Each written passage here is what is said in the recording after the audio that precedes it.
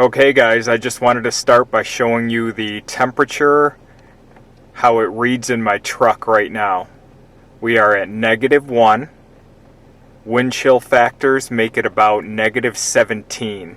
Let's head into the forest here and have some fun. Okay guys, we got a quick tarp shelter set up here behind us. Now, it's very important that we get a fire going in these type of conditions. So I'm going to take my council tool boy's axe and let's go find some wood.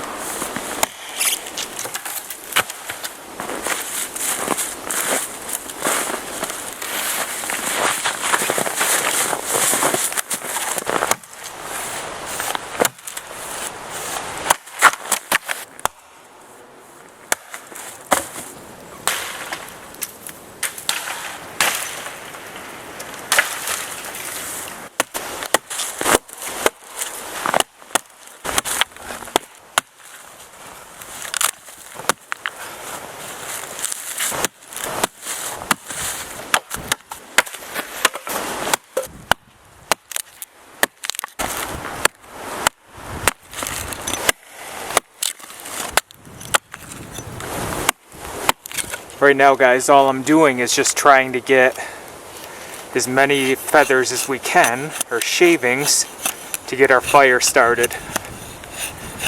I'm not really worried about how pretty they are, or how curly they are.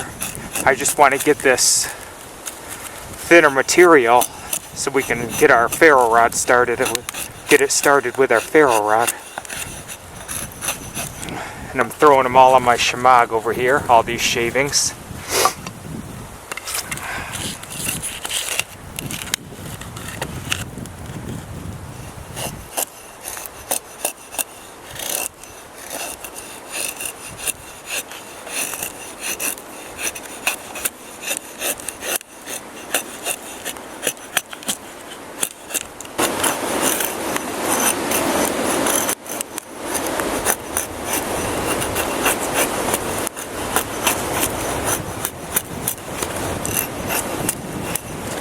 Wind and snow are blowing back in, so I'd say it's about time to start our fire. There's our fire lay right there. Here's my preparation. Up in that corner we have the pencil lead and twigs. Over here we have our feather sticks, which I'm going to try to use my ferro rod on those to get things going. We have our pencil and marker sized here. And then over there, of course, is all the fuel we processed with the council tool boy's axe.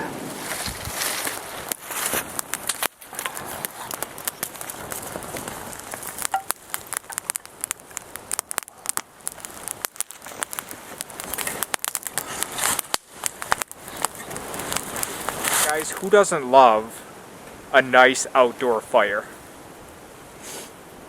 Now, I didn't make this video today to prove a point. I didn't come out here in these conditions to show that I'm some kind of bushcraft tough guy or anything like that. The reason I'm out here in these conditions today, guys, is because I love the woods. And being that I have a family with teenage children, my time to get in the woods is very limited. So when I do have the opportunity, I don't control the weather. I just have to be prepared and be able to put out quality content for you guys to watch. Now this fire here was processed with our council tool boy's axe. I processed all the wood with this. The only thing I used besides this was Nathan 4071's monster ferro rod. Other than that, this was the only tool that I used today. This isn't the Velvacut. This is the council tool 2.25 pound boy's axe. I think when I bought it a while back, it was about $28 on Amazon, I want to say. But it's also available on Council Tools' website. Here you can see Council Tools' logo. And just like all of Council Tools' tools, they're all made in the USA, guys. Now this is a Dayton pattern axe with some red paint on it. Some guys remove that red paint right away. I don't really mind it. I think it looks kind of cool, so I just left mine right on there. The modifications I have done are that I brought the bevel back. You saw that in a couple of videos ago.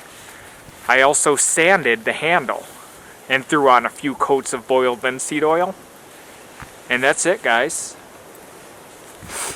This is a 28-inch curved handle. It came unfinished, which is a beautiful thing. So it made sanding it down a little bit and throwing boiled linseed on it no problem. Grain orientation, not bad at all. Not perfect, but it's very hard, very difficult to find perfect grain orientation. And as I mentioned in the Hudson Bay video, that's the last thing that I worry about when it comes to axes. What's cool about this handle, it doesn't have a fawn's paw per se here at the end, but it does have a nice curve and a little additional wood here at the end that's very comfortable when you're chopping or splitting and using this like the full-size axe that it is, or mid-size, maybe I should say.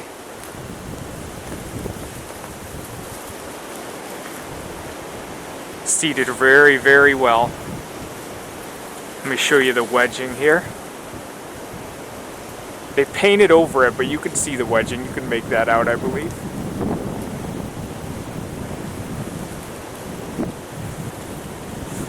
So it's a great axe. It's a thin-handled axe, which I love. Kind of a throwback type of handle. Nowadays, a lot of the makers are making thicker handles, like my Husqvarna axes that I love. The majority of them have thicker handles. I like the old-time thinner handles, guys. It just reduces fatigue and it's very, very comfortable to hold. This axe did not come with a sheath. It came with a little mask or an edge cover. There was a rubberized edge cover, which wasn't too bad. But I knew when I bought this, I was going to look after it very carefully and I was going to take pride in owning it like I do with all my axes. So I went ahead and bought this Council Tool leather sheath.